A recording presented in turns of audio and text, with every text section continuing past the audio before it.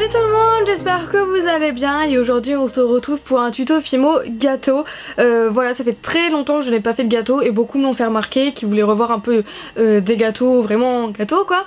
Et du coup je me suis dit pourquoi pas vous faire un gâteau vraiment coloré. Donc il y avait ça dans mon rangement Fimo et aussi dans mes nouvelles créations il y a bien longtemps. On m'avait aussi demandé le tuto mais j'avais mis cette idée de côté.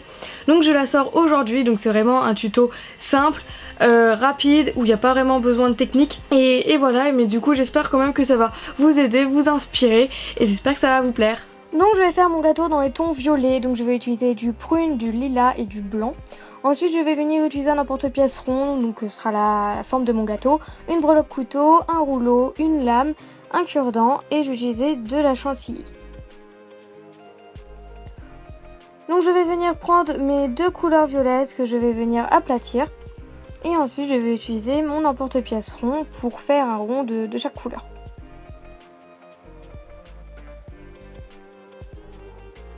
Ensuite, puisque je vais faire un gâteau dégradé, je viens prendre à peu près à part égale les deux couleurs, donc et le lilas et le prune, et je vais venir mélanger les couleurs.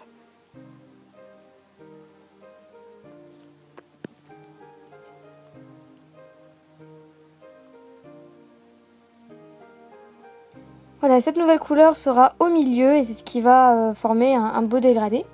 Ensuite, comme pour les deux premières couleurs, je viens l'aplatir et utiliser mon emporte-pièce rond. Donc voilà, mes trois ronds. Vous faites évidemment autant d'étages entre guillemets que vous voulez, autant de ronds que vous voulez. Moi, je préfère en faire 3. Et ensuite, vous allez faire le même nombre en blanc. Donc attention, je vous conseille de ne pas les faire trop épais. Et ensuite c'est juste une histoire de superposition, donc vous mettez les couleurs comme vous voulez. Moi je commence par le violet foncé, donc vous pouvez mettre une base blanche aussi si vous préférez, moi je veux pas. Du coup j'ai attaqué par le violet foncé, du blanc, le mélange, du blanc, le lilas et de nouveau du blanc. Donc voilà ce que ça donne. Et ensuite je vais venir reformer le gâteau. Donc je refais bien en cylindre et ensuite je viens découper une part.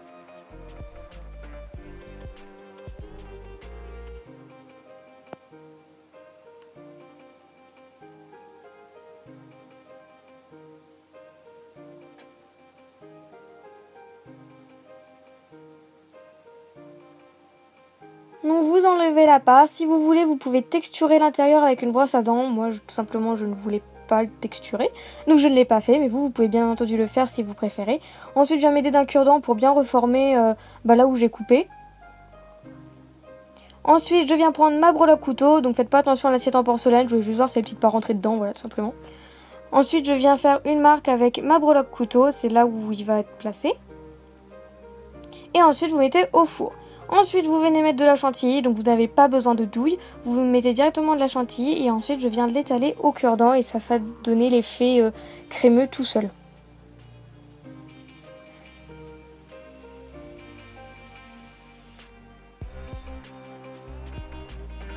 Avant que ça sèche, n'oubliez pas de mettre le couteau, voilà, faut le mettre directement. Et ensuite n'oubliez pas de faire la même chose sur la part de gâteau.